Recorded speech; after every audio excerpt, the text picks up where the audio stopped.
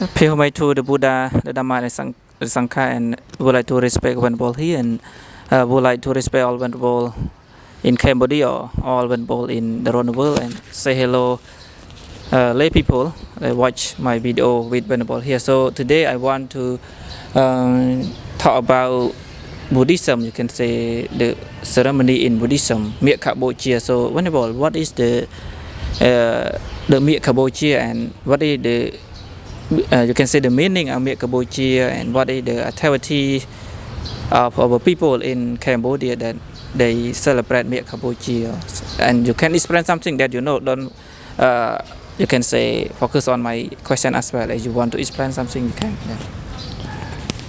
Yes, thank you, Venerable. And also, this topic is one of the best topic that we should learn from.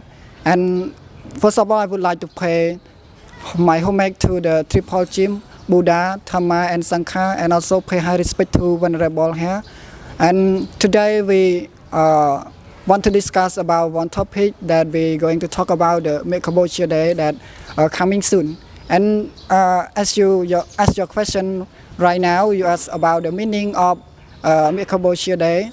And for me, I think that Māgha-pūjā Day is one of the most important in Buddhism or Buddhist country, because most Buddhist country always celebrate, and especially in pagoda. And like in our country, we always celebrate Buddhist Māgha-pūjā Day in pagoda.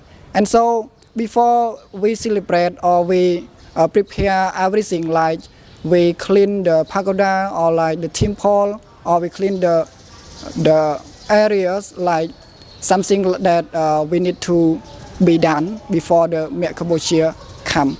The meaning of Māgha-pūjā Day really special and also important for the lay people or the follower of the Buddhism. And right now I'm going to talk about the three important meaning. And the first one is about the Buddha who teaching about the Dhamma. And the Dhamma is so a lot, but the Buddha just summarize into three sentences. Like we can say the heart of Buddhism. And the heart of Buddhism have three in it. Like the first one is stop doing evil thing.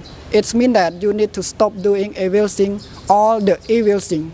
Like most people always take 5 precepts to avoid from doing bad thing. And the second is about doing what is good. It means that for the Buddhists or for the follower who are like Buddhism, always want to do good thing, like spread kindness to each other, help other people, or do a good thing in society, or help the poor people. Like we can see, most people always like to share knowledge or share something that they have. All of those things is a kind of good thing. And the last one is about the cleaning mind. It means that even though you are do good things, stop doing bad things, you need to focus on the mind. Because the mind is very important. The mind is control our body. The mind is the main point that control our whole body. It means before we going to do anything, we need to think and we need to focus on the mind. And so cleaning the mind is really important to our life. And the second important point is about the Fourfold Assembly. It means that in those Fourfold Assembly, it has 4 points in it. The first one is the full day or the full moon day. It means it according to the lunar month or lunar year. And the Bhikkhu who are ordained by Buddha himself come together without inviting or without summon.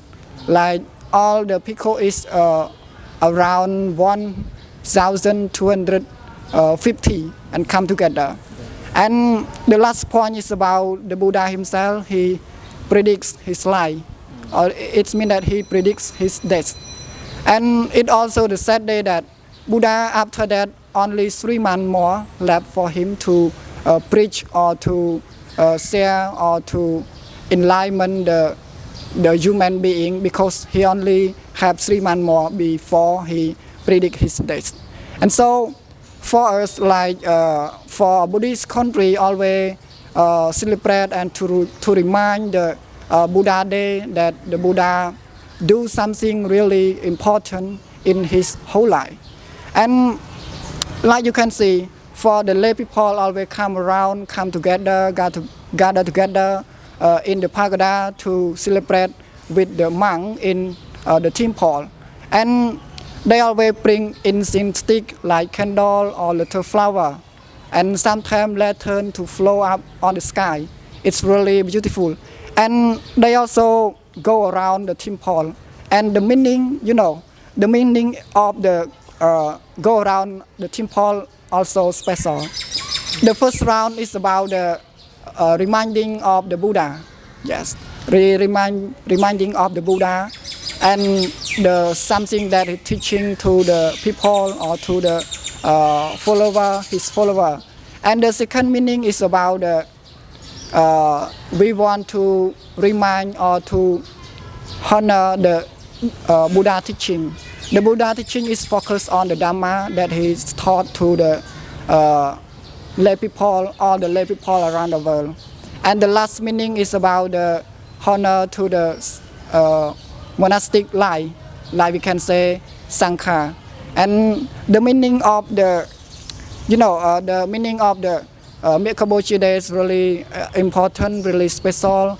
And for all of us that we are Buddhists, we should follow and we should know the meaning, because some people, they don't understand what the meaning of the Māgha-pūjā day, and they just celebrate by, we can say, just follow each other without knowing the meaning. And today I think really important topic to talk about, because I think they can know, or they can get to know that the meaning of Māgha-pūjā is good, and we can do with the the wisdom or with the intelligence, not without ignorance. And I think for me, that's all I think can. If you have any idea more, you can add, Venerable. Yeah, thank you so much, Venerable. I'm just add more a little bit point that talk about you mentioned already about the meaning of Māgha-pūjā in Buddhism. Māgha-pūjā is the ceremony in Buddhism.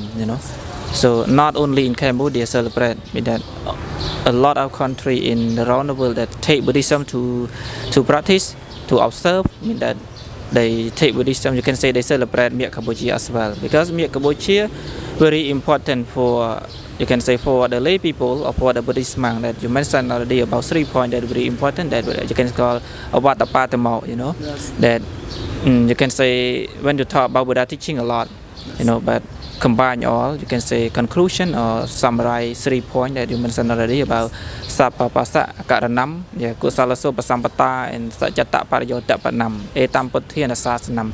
So this point not only, you can say Gotama or Godam, mean that all the Buddha, all the Buddha in the past until now, so have 3 points, or because 3 points you can say combine all, combine discipline, combine discourses, and combine ultimate reality, you can say Vinaya, Sutanta, and Apitoma in this point. So when you understand about this point, mean that you know something in Buddhism as well, Buddha teaching as well. But so I want to add more about, you can say Chaturanga Sanipat, you can say Chaturanga Sanipat, that you can say in English you can call Fourfold. Yes. Yeah, Fourfold Assembly. Yeah, Fourfold Assembly, but have 4 points, but I cannot mention all. But I just explain a little bit about Ehi-Bhikkhu. Yes. Ehi-Bhikkhu that you mentioned already about, that Bhikkhu that ordained by the Buddha. So, that you can say Ehi-Bhikkhu, that you can say all the Bhikkhu, you can say not all Bhikkhu, that the Bhikkhu that they come to meet the Buddha, you can say enlightened one. Enlightened one here means that Prakhainasrop or Arahanta. 1250, you can say Arahanta or Prakhainasrop don't have Patujon, don't have Patujon Bhikkhu. Mean that all Bhikkhu that come to meet the Buddha, mean that Arahanta or Ehi-Bhikkhu, or you can say Arahanta mean that enlightened one. You maybe understand about enlightened one. Yeah, I cannot explain all about it because you explained already about the meaning of Māgha-pūjā in Buddhism. But sometimes speak English very hard to find the vocabulary or very hard to find the word to explain, but that's okay. The lay people, they can understand. Some people, they don't understand clearly. They go to read Khmer language and they go to listen the preacher in Cambodia to explain. And some people, they don't know about Khmer language. They can listen to English that you explain with me a little bit point. Yes. Thank you so much, all of you that spend your time to watch my video that show about, you can say, Buddhism or ceremony in Buddhism. Māgha-pūjā.